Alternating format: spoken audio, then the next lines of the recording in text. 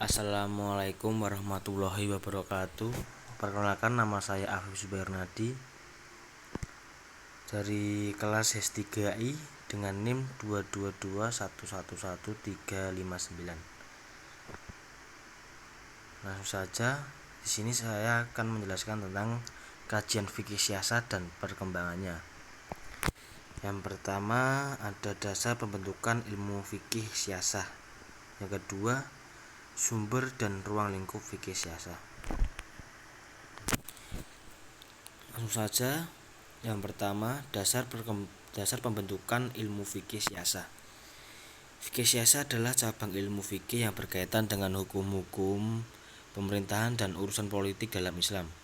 Fikih siasah berfokus pada masalah-masalah seperti kepemimpinan, tata cara pemerintahan, keadilan sosial, hubungan internasional, dan sebagainya. Tujuannya adalah memberikan panduan bagi para pemimpin dan masyarakat muslim dalam mengatur urusan pemerintahan sesuai dengan prinsip-prinsip Islam. Karena sifatnya yang kompleks, fikih siasah seringkali memerlukan penafsiran yang cermat oleh ulama untuk menghadapi tantangan-tantangan modern dalam politik dan pemerintahan. Pembentukan fikih siasah merupakan upaya para ulama untuk memahami dan menerapkan ajaran Islam dalam kehidupan sehari-hari, khususnya dalam urusan kepribadatan. Yang kedua, sumber dan ruang lingkup fikih siasah. Sumber-sumber fikih siasah. Yang pertama, Al-Quran. Al-Quran adalah sumber utama dalam fikih siasah. Terdapat ayat-ayat yang memberikan pedoman terkait pemerintahan, kepemimpinan, dan urusan politik dalam Islam. Yang kedua, hadis. Hadis-hadis yang mengandung ajaran dan panduan Nabi Muhammad SAW dalam konteks politik dan pemerintahan juga menjadi sumber penting. Yang ketiga, ijma. Kesepakatan ulama dari berbagai mazhab dalam masalah-masalah politik dan pemerintahan juga menjadi sumber otoritatif dalam fikih siasah.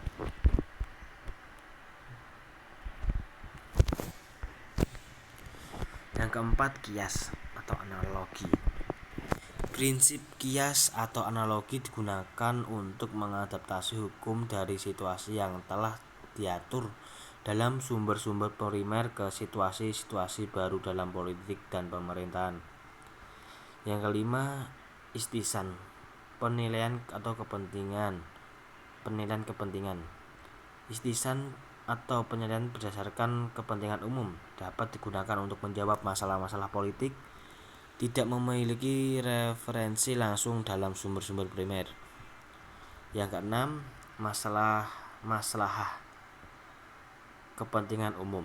Pertimbangan masalah atau kepentingan umum dalam masyarakat dan negara juga menjadi faktor penting dalam pembentukan hukum politik dalam fikih siasah. Ruang lingkup fikih siasah. Yang pertama ada kepemimpinan, imamah. Hukum-hukum yang berkaitan dengan pemilihan pemimpin dalam Islam termasuk kriteria pemimpinan yang baik dan kewajiban masyarakat untuk taat pada pimpinan yang sah.